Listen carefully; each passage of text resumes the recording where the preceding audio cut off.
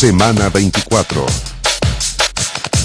Estamos de vuelta en Semana 24, junto a ustedes en Canal 24 Horas, también en Twitter, en nuestro hashtag Semana 24, para que puedan comentar los temas que vamos a revisar durante todo este programa. Vamos a hablar de las pensiones, algo que preocupa a quienes ya están pensionados, a quienes están camino a, incluso los jóvenes, que de a poco van creando conciencia de que hay que ahorrar para la vejez. Vamos a conversar de esto junto a Víctor Valenzuela, economista de la Universidad Andrés Bello, también a raíz de este informe, ¿no?, que ha emitido el Ministerio de Hacienda y también del Trabajo, que se adjuntó con los proyectos de ley ingresados al Parlamento, que pone un poco de realidad de lo que podría ocurrir o no con la puesta en marcha de este proyecto, que dice que tendría una afectación al empleo acotada, pero que de poner en práctica este 5% tendría una afectación importante. ¿Cómo lo ves tú?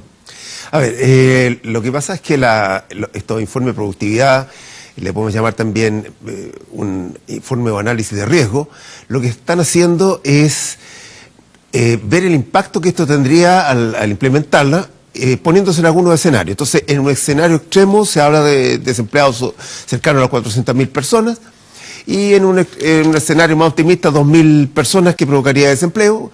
Ese es un rango de análisis, y el otro rango habla entre 60 y 120.000 en el proyecto de gobierno. La propuesta del expresidente Piñera también me imagino que los análisis serán similares, pero al número que lo centran en 80, que más o menos coincide con otro rango, que entre 60 y 120, si uno corta la media ahí da 90. Entonces, más o menos ambos proyectos tendrían el mismo impacto, ¿eh? Pero eso tiene que ver con... A ver, esto es una situación extrema en que uno dice, mire, si la cosa saliera muy mal, porque para hacer esto desarrolla un nuevo escenario. Entonces dice, mire, si la economía no crece y le va muy mal, ¿qué podría llegar a pasar? Todos los proyectos, en forma seria, deben tener un análisis de riesgo en cualquier sentido. Y entiendo que se está inaugurando en Chile esta forma de hacer la política del Ministerio de Hacienda cuando presenta sus proyectos. Y eso, hay que decir en realidad aquí que hay varias cosas que están de por medio. ¿De qué estamos hablando? ¿Por qué podría provocarse ese fenómeno? Entonces, eso se pone en el escenario de que si se implementara de inmediato la reforma, pasaría tal cosa. En este caso hablamos de un riesgo alto, bajo, exactamente, acotado. Y otras condiciones normales. Entonces, claro, se dice, mire, si la economía no crece y le va muy mal y todo pasa, llegaríamos a tener hasta 400.000 desempleados, 390 y tantos mil. Eso es lo que plantea el informe, que es una forma seria, a mi juicio, de enfrentar los proyectos. Los proyectos siempre deben llevar en ingeniería un análisis de riesgo, y no tiene por qué en el sector público los proyectos de Hacienda ser distintos. Bueno, recordar, a modo de acotación, que el punto de la seriedad fue parte de la polémica esta semana, porque sí, la presidenta duda. Michelle Bachelet, al ser consultada por el tema, dijo que no sabía cuán serio era este informe, que había sido elaborado precisamente por el gobierno, por Hacienda y por el Ministerio del Trabajo. Ahora, cuando los diputados revisaron el día miércoles, me parece, estos tres proyectos de ley, comenzaron a revisarlos y escucharon la exposición del ministro Valdés, algunos salieron a decir que no entendían un rango tan amplio. O sea, cuando un informe que se dice serio, técnico, habla de entre 2.000 y 390 y algo mil desempleados como impacto. ¿Se entiende un rango tan amplio? ¿Es un informe técnico? Bueno, usted ya decía que le parece un informe serio, pero ¿puede haber un rango tan amplio para un informe de estas características? Sí, yo creo que es honesto desde el punto de vista también de que se pone... Pongamos el caso extremo de que esta cosa, justo cuando la implementamos, porque lo que se está viendo aquí es, al momento de implementar el proyecto, ¿qué es lo que pasaría? Entonces, como es un poco difícil hacer los análisis, lo que se hace es el supuesto de, mire, si lo aplicáramos de inmediato, todo, el 5% de inmediato se aplicara como costo a los empresarios en esta materia, ¿qué provocaría? Provocaría 390.000 desempleados en una condición adversa, que justo se nos viene mal la economía y otras cosas. Entonces, son supuestos, digamos, de escenarios que eventualmente es poco probable que ocurran, pero pueden ocurrir. Entonces, por eso se deben considerar un análisis serio. Es como cualquier seguro que uno toma de cualquier cosa, decir, miren, no creo que me vayan a atropellar, pero por si acaso voy a tomar un seguro, ¿de acuerdo? Pero abrirlo tanto, desde 2.000 a 390 y tantos mil, no es ponerse el parche ante la herida, básicamente, porque podríamos acotarlo un poco más, o quizás los números, los estudios podrían dar un escenario quizás más real. No estoy cuestionando la validez del informe, pero sí, uno cuando uno un aproximado, cuando dice voy a comprarme tal cosa, dice me va a costar, voy a gastar entre tanto y tanto. Sí, es la misma lógica, pero como se pone en el escenario extremo. Es decir, mira, lo peor que nos podría pasar es esto. Esa es un poco la situación. Y eso es transparentar un poco los informes y entiendo que las dos propuestas que en este momento se están conversando tienen un poco ese análisis, esa lógica, y me parece, como digo, conveniente que así se haga. A diferencia de otras propuestas que se han hecho que no estudian el impacto. Por ejemplo, en las propuestas del sistema de reparto, eso, no han planteado nunca el impacto, pero es bastante peor de lo que el número que estamos hablando. Ahora, al tiro, perdón. ¿De qué estamos hablando aquí cuando nosotros, por qué se produce esto? Se podría producir. Se habla de un impuesto al trabajo, ¿no es cierto? ¿Y qué es impuesto al trabajo? En realidad tampoco es un impuesto, desde el punto de vista legal y jurídico. Cuesta explicarlo un poco, pero lo que ocurre es que los economistas le llamamos impuesto algo que los abogados, los tributaristas no le llaman impuesto. Claro. Entonces, en este caso, lo que se está planteando es lo siguiente, mire, cuando yo lo contrato a alguno de ustedes, o sea, yo digo, a ver, yo estoy dispuesto a pagarle 500.000 pesos al mes. Entonces, cuando usted viene y me dice, ¿cuánto me va a pagar? 400.000, o sea, ¿cuánto me va a pagar líquido? Eso es lo que me pregunta usted, 400.000 líquidos. Entonces hay una diferencia de 100.000 pesos entre el costo empresa y el sueldo líquido. Esos 100.000 pesos son el famoso impuesto al trabajo. Entonces, pero en realidad no es impuesto, no, pues el pago por previsión. Entonces, entonces, ¿por qué le llama impuesto? Porque los trabajadores lo perciben como un impuesto. ¿Qué trabajadores? En particular los trabajadores de menos renta. ¿Por qué motivo?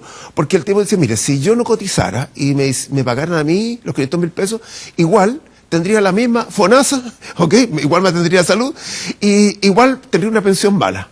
Así que me descuenten, no me descuenten, me da lo mismo. Entonces, en ese sentido es un impuesto. ¿Se fijan? Entonces, tengo que pagar esto para poder trabajar. Claro. Porque en realidad ese impuesto es del trabajador. ¿Por qué? Porque el trabajador es el que vende, ofrece trabajo. Entonces, como él es el que vende, dice, a mí me cobran un impuesto por vender trabajo. Vendo mi trabajo. Y tengo que pagar 100.000 pesos por una cuestión de provisión que no me mejora nada. Entonces, ese trabajador en particular lo ve. Y en ese escenario, suponiendo que eso vale cero para el trabajador, o sea, no le da importancia, es que se habla de estos números que recién hablaba. Ahora, el informe de productividad también contempla una merma, un efecto dentro de los salarios, una caída dentro de los salarios. Se ha discutido que entre los múltiples factores que contribuyen a estas pensiones tan bajas son los bajos salarios también en nuestro país. Entonces, finalmente, si vamos a contemplar una baja en los salarios, estamos tratando de solucionar un problema, pero probablemente nos quedemos también con otro. En ese sentido, ¿cuál es su evaluación respecto del proyecto que está presentando el gobierno, este ahorro colectivo del 5%, la distribución de este 5%? Se habla de algo transitorio, también por etapas, pero ¿cuál es la evaluación del proyecto en ese sentido? Lo que pasa es que el 5% es costo para las empresas. Porque el empresario va a tener que pagar ese 5%. Ahora, la pregunta es, ¿y de dónde sale ese 5% del empresario? Entonces, hay tres caminos que pueden haber, o ya hay un cuarto en realidad. Un primero es que él rebaje sus beneficios y él, digamos, se traiga el 5%. La otra opción es que lo traslade a precios. Él sube los precios y recupera el dinero. Y una tercera opción es que baje la remuneración a quien tiene contratado, para dejar tal como estaban las cosas, todo lo demás. Entonces, ¿qué es lo que va a pasar en definitiva? Es un efecto, que es la cuarta opción, que es una mezcla de todo lo que va a pasar. Entonces, no va a caer en que rebajen la remuneración a todos, porque depende un poco del poder de negociación que tenga el trabajador en ese momento, que siempre es menor que el del empresario. El empresario en general no va a intentar no rebajar toda su utilidad, por razones que es un poco largo explicar en este minuto, pero en el caso del PYME no es tan claro que así, porque el PYME es un tomador de precios, él no puede llegar y subir los precios a quien le entrega, ¿cierto?, sus productos, porque le dice, mira, si más caro no te compro. Entonces él, en el fondo, puede absorber el costo, parte del costo y trasladar una parte al empresario. Entonces va a haber en la práctica una combinación de todo esto. Entonces, echa la raya para la suma, es que el gobierno dice, mire, esto podría impactar hasta 3,3%, o sea, el 5% se repartiría de esa manera. 3,3% de baja las remuneraciones en un peor caso, digamos. Y respecto de la cifra de este 5%, sabemos que la realidad de los países OCDE, del cual Chile es parte, está cerca del 18% de la cotización. Nosotros nos estaríamos acercando al 15% de manera gradual, etcétera, pero nos estaríamos acercando a un 15%. ¿Es una cifra realista? ¿Es una cifra que considera todos estos factores, además? A ver, mira, la única forma de mejorar las pensiones es una ecuación aquí que no va a la lata, pero tiene tres términos nomás. Tiene el tiempo, el periodo en que yo estoy cotizando, la rentabilidad que esa es una variable no controlable porque depende de los mercados, y la otra es el monto en lo que yo estoy cotizando mes a mes. Entonces, si yo quiero mejorar las pensiones, tengo que mover las dos que puedo nomás. Entonces, puedo mover el tiempo o puedo mover la cotización. Entonces, en promedio, como bien dice usted, la OCDE tiene un 18%, porque hay países que tienen 20, 25% de cotización. Entonces, para mejorar las pensiones había que subir ese número. La pregunta es cómo sube ese número, que la gente no lo perciba como una baja en la remuneración, porque la gente efectivamente lo ve como un impuesto.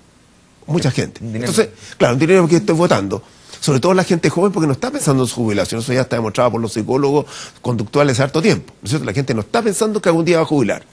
Entonces, ¿cómo resolvemos el problema? Entonces, políticamente es bien complicado hacerlo. Igual que alargar la edad en que se va a pensionar. Entonces, lo que se llega a esto que parece que todo el mundo está de acuerdo, que carguemos a los empresarios, ¿no es cierto? Entonces, es como políticamente correcto. Entonces, ahí el 5%, tanto la propuesta del gobierno y el 4% de parte del presidente Piñera, son carguémoslo a los empresarios. Bueno, no queda otro empresario que decir, bueno, cárguenme el 4%, pero se va a diluir en la práctica en los 3 o 4 elementos que antes mencioné.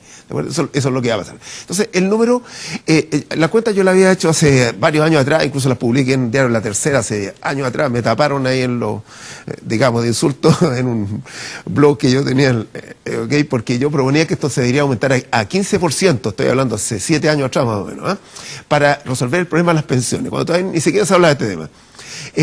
Los números están todos más o menos de acuerdo que está por ahí, por el 4 o el 5 total. Lo que pasa es que hay una diferencia en que en el sistema de la propuesta del expresidente Piñera se está proponiendo 4, pero inmediatamente a la cuenta del trabajador. Y el defecto que eso tiene es que eso va a resolver el problema, efectivamente lo va a resolver, pero en el largo plazo. Porque es para la gente que hoy día se está incorporando, le va a acumular más dinero. Bueno, pero en realidad, en mi opinión, el problema real que tenemos no son la gente que va a jubilar en 30 años, porque esa gente ni siquiera está opinando. Es la gente que hoy día está con baja pensión. Ese es el problema. Es la que está pronto y ve que su pensión es una porquería. Entonces, el problema, dado que es hoy, ¿cómo resolvemos hoy? Entonces, la propuesta del gobierno tiene la fortaleza, entre comillas, de que atiende el corto plazo. Es decir, lo que está diciendo, cuando inmediatamente se aprueba el proyecto de ley, mejoran las pensiones en un 20%, hasta en un 20%, porque no necesariamente un 20%, hasta en un 20%, y lo que, dentro de lo que está considerando ese proyecto, cuando dice el 20% parejo, se está refiriendo incluso a la gente de clase media. Y la diferencia de nuestro proyecto es que va para todos, para gente de clase baja, media y más acomodada, ¿cierto? Le va a mejorar la pensión 30 años. Entonces otro dice, mire, usted sea del pelaje que sea, le aumenta la pensión hasta en un 20% inmediatamente. Entonces, en ese sentido, es más fuerte la propuesta porque ataca el problema real, en mi opinión. Que ese factor solidario tiene tal vez un poco del espíritu del sistema de reparto. Efectivamente, así es. Lo que hay detrás de esto es un cambio de filosofía, un cambio de espíritu, en que de un sistema individual que es el que estamos teniendo, ¿no es cierto?, se pasa a la propuesta de un sistema solidario, o sea, un sistema mixto en realidad. Un sistema mixto es que el 2% definitivamente es un sistema de reparto.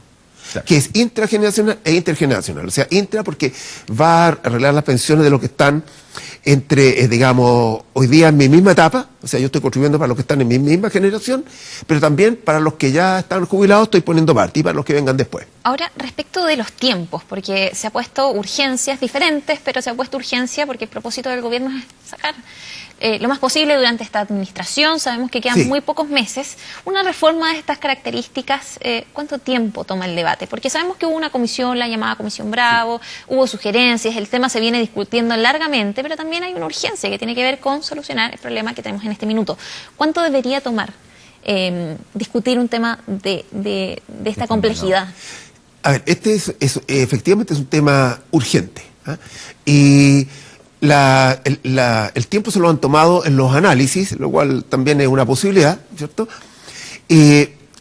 Va a depender esto de que se tome con altura de mira de parte de los legisladores en cuanto a que se está resolviendo el problema, es decir, más allá de la coyuntura política, porque aquí ha habido harta opinión política. Yo no diría que por desconocimiento del tema, porque inmediatamente presentado apareció este famoso informe de productividad, salió un montón de parlamentarios a decir a criticar, este proyecto provoca 300. Claro, pero el proyecto que estaba en su sector también lo provoca, ¿no es cierto? No es que un proyecto no lo provoque, cualquier proyectos de reforma va a provocar exactamente lo mismo por el famoso impuesto al trabajo. Es importante destacar que cualquier modificación al sistema de pensiones va a generar una afectación en el empleo, ya sea por mayor cantidad de empleo o en los salarios directamente. Así es, y eso que que usted está planteando es lo que diríamos ciencia económica. ¿Vale? Aquí hay que siempre decir que cualquier propuesta económica tiene dos miradas. Ciencia económica es lo que efectivamente va a pasar, nos guste o no nos guste. Y la política económica en la economía política es lo que yo creo que debiera hacerse. Entonces, ahí es donde están chocando los dos proyectos, o tres proyectos, o cuatro proyectos, en realidad, porque salió uno nuevo ayer, ¿cierto?, de cómo debiera resolverse el problema. Entonces, usted mira, hay que partir resolviendo de inmediato, y tiene que ser menos gradual, dice el proyecto de gobierno. El proyecto del expresidente Piñera dice, no resolvamos de inmediato, resolvamos un tiempo más, pero que sea muy gradual, para que tenga un menor impacto en términos del empleo y toda esta cosa. Víctor, el proyecto tal como está hoy, ¿le da solución a quienes tienen una baja pensión? Aprovecho de integrar ahí a la gente que nos está comentando, que dicen, hoy día yo tengo una baja pensión, ¿qué es lo que puedo hacer? ¿Esto soluciona o no soluciona? Efectivamente, bueno, esa es un poco la fortaleza que tiene ese proyecto. Aclaro que yo no soy de gobierno, soy apolítico, aséptico, ateo y todas las cosas. Así que no estoy defendiendo un punto de vista. Pero desde el punto de vista técnico, el proyecto presentado al ministro Valdés tiene una mejor aproximación a las cosas porque está atendiendo de inmediato. Entonces, si el proyecto entrara en vigencia, la gente que hoy día tiene una baja pensión podría aumentar hasta en un 20%. Es cierto que la gente que tiene más baja pensión va a aumentar en torno a un 16 o algo menos, porque en realidad esto no corre sobre el pilar solidario, sino que corre sobre la pensión. Entonces, el 20% de tu pensión, pero si alguien tiene pilar solidario, ese se reajusta por otro camino. Bien.